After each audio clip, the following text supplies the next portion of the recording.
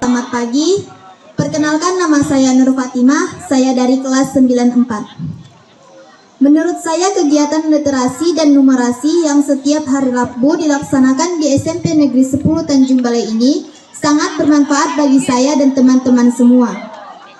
Kegiatan literasi kami menerapkan dua bahasa, yaitu bahasa Indonesia dan bahasa Inggris. Saya akui kemampuan literasi numerasi kami masih kurang atau cukup rendah dan masih harus terus ditingkatkan.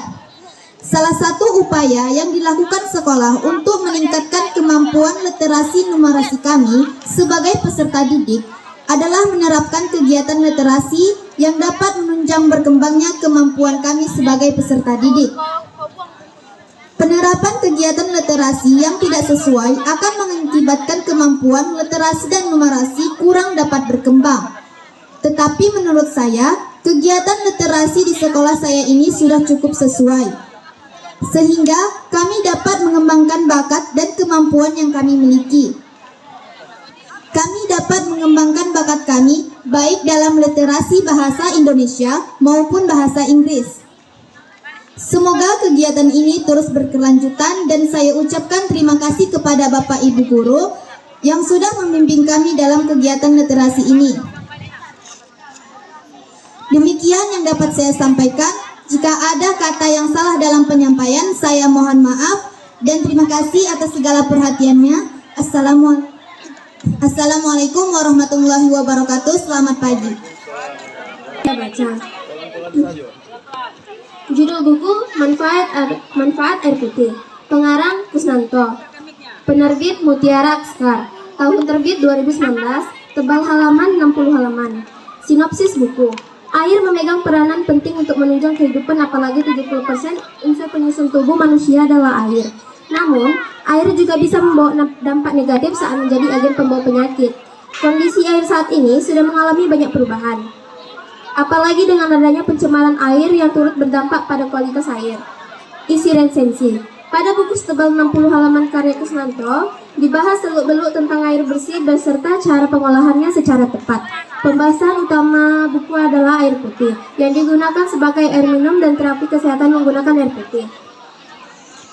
Pembaca bisa menemukan informasi penunjang terkait penyalahgunaan dan pencemaran air bersih di berbagai bidang seperti bidang pertanian dan bidang industri. Penjelasan terkait pencemaran air juga diulas secara lengkap seperti pencemaran kimia, pencemaran fisika, pencemaran radioaktif, dan pencemaran biologis. Paparan terkait akibat tidak tersedianya air bersih dan dampak terhadap pencemaran air bersih diberikan melalui contoh-contoh konkret yang sering ditemukan dalam sehari-hari. Ada pula informasi tentang sistem pengolahan air bersih yang penjelasannya cukup teknis. Kelebihan buku. Manfaat air putih sudah dilengkapi ilustrasi pendukung yang memudahkan pemahaman pembaca terhadap isi bacaan. Istilah yang sulit dimengerti juga dipaparkan dalam bagian glosarium.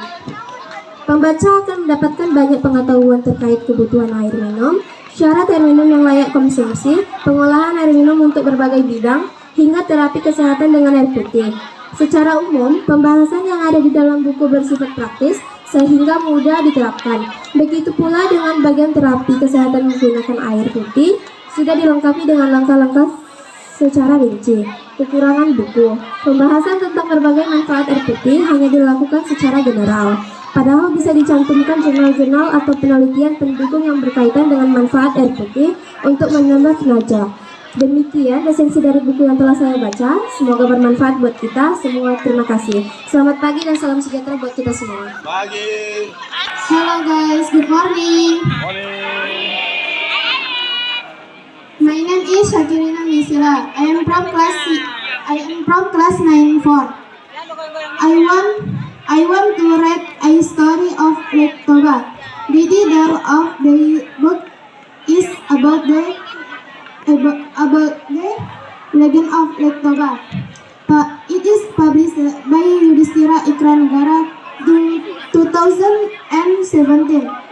The author Suroso and Surantanto 2016. Once you born 2 times in the region of North Sumatra, there lived a Dali man named Toba. He is an orphan. One sunny morning, Toba went fishing in the river with intention and enjoy. Toba managed to catch a beautiful reddish yellow fish at the same time. A strange thing happened when the fish called that the fish did not to the other. Instead, the fish willing to accompany to Toba in his daily life. Toba agreed and touched it. Not long after, the fish turned into a beautiful girl. Toba also gave her the name Putri. Sekian dari saya, terima kasih. Assalamualaikum warahmatullahi wabarakatuh. Hello guys, good morning. My name is Lila Aprilista. I am from class 8-2. Here I will read a fairy tale about the mouse, deer, and the turtle. The publisher of this story is Ibnu Aziz. The author of this story is Munti Bunata. Its publication in 2019. Once upon a time, there was a clever girl named Kancil, who lived never and never. One day, Kancil challenged Kura-Kura to a race. Kancil knew that he was much faster than Kura-Kura, so Kancil made this race with Kura-Kura. Kura-Kura started the race slowly and steadily, while Kancil rested under a tree, thinking he could easily catch up. However, as Kancil underestimated Kura-Kura perseverance and determination, Kura-Kura had already reached the finish line while Kancil was still sleeping. Kancil lost the race and felt very embarrassed. The moral message of the story is, we should not be too arrogant and underestimate someone, because that person is greater what we think. So, thank you. Assalamualaikum warahmatullahi wabarakatuh. Perkenalkan, nama saya Priyo Budi Rambang dari kelas 71. Saya akan membacakan informasi dari buku yang telah saya baca. Judul buku, Cara Meningkatkan Minat Baca Siswa. Pengarang Heri Wigodo. Penerbit Mutiara Aksara. Tahun terbit 2019. Tebal halaman 28 halaman. Sinopsis buku. Minat baca yang rendah terhadap buku adalah masalah yang pernah diselesaikan. Apalagi hasil penelitian menunjukkan bahwa kegiatan membaca belum menjadi sumber utama untuk mendapatkan informasi. Tidak hanya itu, jumlah surat kabar yang dibaca masyarakat sangat sedikit. Begitu pula dengan jumlah buku yang diterbitkan. Proses menanamkan minat baca memang tidak mudah dan membutuhkan waktu yang lama. Bahkan, metode membaca yang canggih sekalipun tidak akan memberikan dampak signifikan apabila tidak dilaksanakan. Oleh karena itu, diperlukan cara yang tepat untuk membangun minat baca siswa. Isi resensi buku Cara Meningkatkan Minat Baca Siswa mengulas konsep minat baca, berbagai manfaat membaca yang akan didapatkan setelah terbiasa, dan budaya baca yang bisa berdampak pada pembentukan kepribadian individu. Minat baca yang rendah disebabkan oleh banyak faktor, seperti ketidakpedulian terhadap aktivitas membaca, pembelajaran yang belum mengutamakan aktivitas membaca, hingga perhatian yang mudah teralih saat membaca. Jika minat baca yang rendah terus terjadi, program peningkatan kualitas sumber daya manusia bisa terhambat. Diperlukan unsur-unsur yang berperan penting dalam meningkatkan minat baca, seperti keluarga, sekolah, bahkan pemerintah. Untuk meningkatkan minat baca siswa, Ada teknik membaca yang dapat diterapkan, misalnya dengan membaca teknis, membaca dalam hati, membaca cepat, membaca bahasa, membaca indah, dan membaca bebas.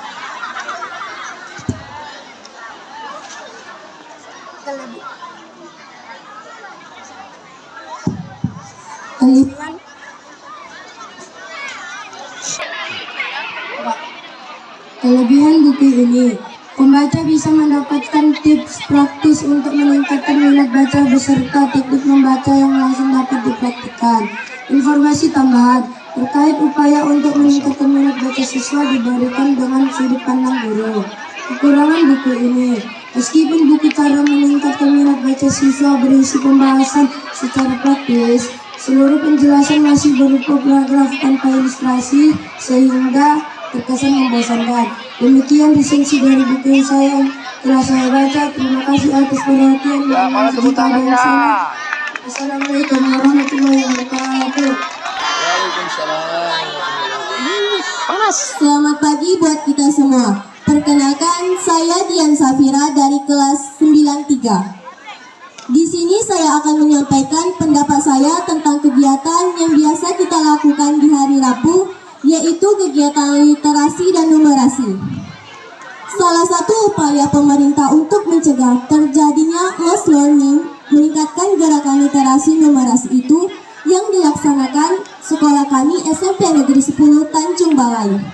Dengan kegiatan literasi dan numerasi ini, kami dapat mengekspresikan minat dan bakat kami dalam kegiatan literasi sehingga kami bisa tampil dan percaya diri untuk menyampaikan ide-ide dan informasi yang kami dapatkan dari kegiatan literasi dan numerasi. Dengan literasi ini, kami dapat meningkatkan kemampuan membaca kami yang masih sangat rendah, sehingga kami mampu membaca dengan baik. Literasi adalah istilah umum yang merujuk kepada seperangkat kemampuan dan keterampilan individu dalam membaca, menulis, berbicara, menghitung, dan memecahkan masalah pada tingkat keahlian tertentu yang diperlukan dalam kehidupan sehari-hari. Oleh sebab itu, literasi tidak bisa dilepaskan dari kemampuan berbahasa. Demikian yang dapat saya sampaikan. Terima kasih atas perhatian dan mohon maaf atas segala kekurangan. Assalamualaikum warahmatullahi wabarakatuh. Selamat pagi.